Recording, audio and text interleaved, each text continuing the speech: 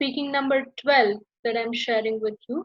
So if you will go on to teachable speaking session, in speaking session 12, you'll be able to find this PDF and you can complete this activity by writing more responses and answering the patient's questions and queries. For now, we are moving on to this role play card. Look at this role play card and ask yourself those 5 questions that we always have when we are interpreting a role play card.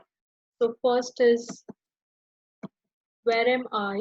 This is a very important question. This will help you ensure that you start the role play appropriately.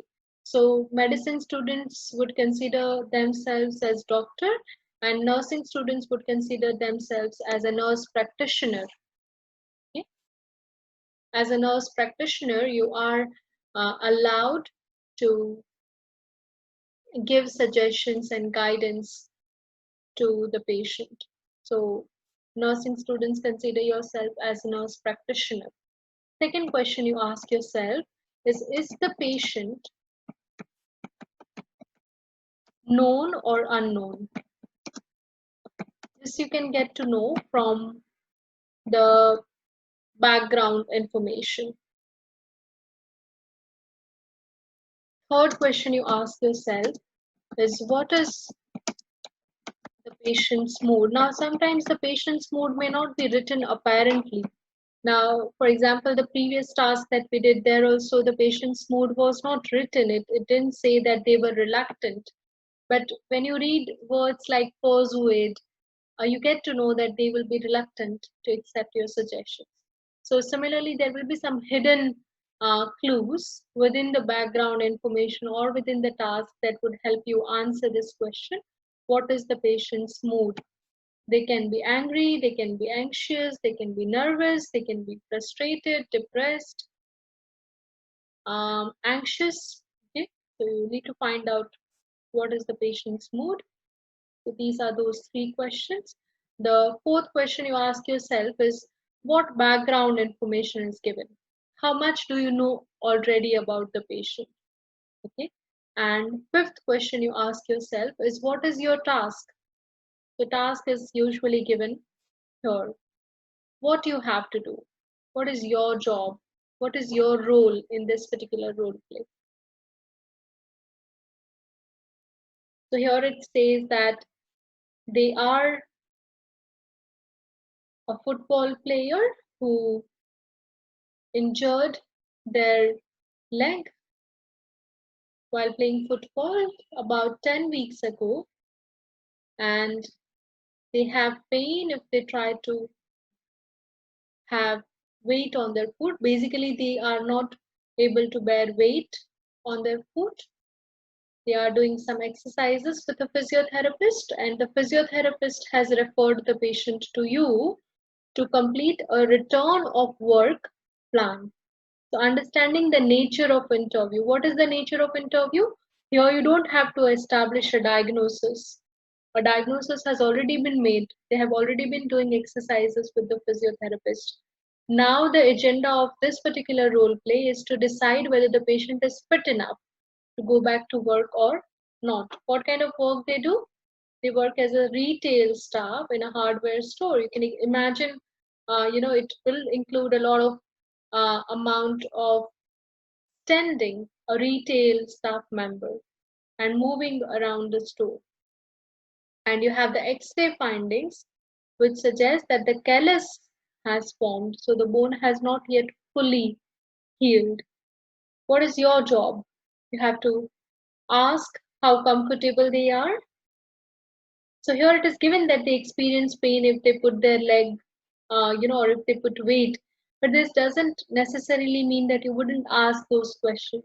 Okay, the background information is always given because you are not going to have the actual patient in front of you. So having background information can help you structure your role play.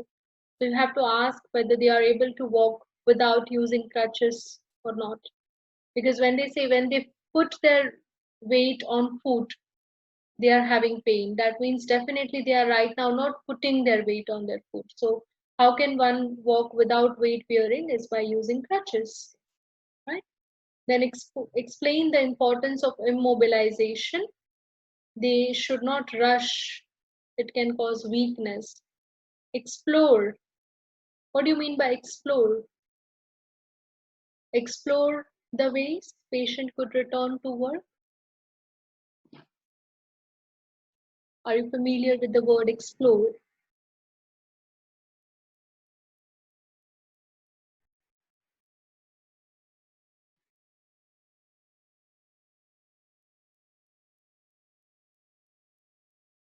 Aware of? No.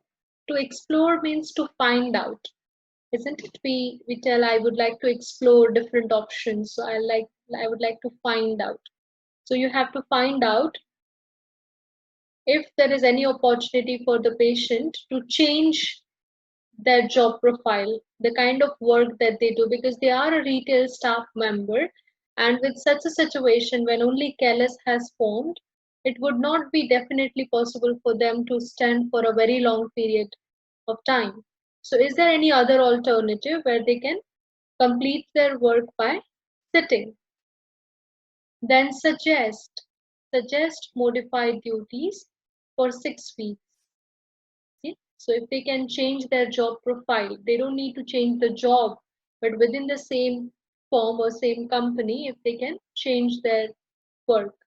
And continuing hydrotherapy and pool running exercises. They have been already doing it. You have to recommend that they continue because they are non-weight bearing, right? That is why it is pool running. So this is the running exercise that patient does while they are in the swimming pool. So when they are under the water, there's no weight bearing on the affected leg, and that is how it can be helpful in strengthening the muscles. And then warning them that they can't resume football just yet. They will have to wait until the next season. So again, this is more of a persuasion task, isn't it? You have to persuade them to slow down. You have to persuade them not to rush. You have to persuade them to continue with the immobilization, avoiding resuming their full on their duties full on, instead of that changing their duties, continuing with the exercises even though it has been 10 weeks, and also not resuming their favorite sport, that's football. Now, what I'm going to do for this is I'm going to ask each one of you to deal with a specific aspect of this role play card and make sure you're all able to practice the strategies that you have learned of persuasion. Now, here it says that you know a little bit of background and you have received a referral from a physiotherapist for completing a return to work plan. Now, if you logically think about the situation, who can decide if the patient can return to work or not? It's obviously their GP, isn't it? Because physiotherapists may not be providing independent treatment. You would be the first person to approach. You might have referred the patient to a physiotherapist, and now the physiotherapist have sent them to you to decide if they can return to their work or not. So, in all those circumstances, this patient is a known patient, right? And if the patient is known, the way in which you start your role play would be different. You wouldn't say what brings you here today because you know why they are visiting you today, right? So, you would start this role play by saying it's good morning or good evening. Hello, John. Good evening. It is nice to see you again. As far as I remember, you had broken your left leg 10 weeks ago, and then I had put you on physiotherapy treatment. And then I have received a letter from the physiotherapist today that you want to resume your work. Is that correct? Because you already know, you're just double checking if that is the reason for visiting. And then they would say yes. So then you would say that in order to be able to advise you further, let me ask you a few questions to know, about your current situation. Or before I can guide you about resuming your job, I would like to know your current status. So tell me, how is the pain in your leg? Okay, and are you able to walk without crutches? Have you tried walking without crutches. And then you probably have a look at their x-ray, and then you start with the explanation. Yeah. So more focus here is on explanation and persuasion. And in the beginning, you need to ask them about their level of comfort with a broken leg. So in this situation, I would want Dr. Uvesh you to, badly, this is your first role play, so let me not do that. Okay, in the beginning, with the introduction and immobilization, how about Dr. Faiz starting the role play and checking the patient's level of comfort and uh, yeah, explaining them that they still need to wait before they can resume their job or before they can resume their routine activities, not job, just explaining them about the current situation and importance of immobilization. uh, and then I would want you, uh, Nikita, to handle bullet point number 3 and 4, and fifth will be Kishan, your job. And once all three of you have completed the entire role play, again I would come back to you, Dr. Uvesh, where you need to take care of the introduction part, right? And that would be once they have done it, so you'll be able to explore the ways in which they are handling the role play.